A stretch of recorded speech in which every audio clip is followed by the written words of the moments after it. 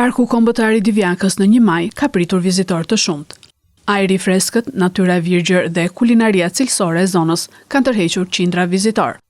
Divjaka është kthyer në një destinacion të cilin e kërkojnë që nga moshat e vogla që luajnë gëzueshëm në natyrën e bukur e deri tek moshat e mëdha. Po, më pëlqen shumë. Po. Po vi shumë. Kur vjen zakonisht? Çtu në diel, edhe ku marr pushime vi këtu. Je gjithmonë i gatshëm për ta. Po. Çfarë pëlqen shumë? Pylli, natyra. Pylli, ajri i pastër, natyra, më pëlqen shumë. Pemë që pëlqen shumë këtu. Ka ajri i pastër.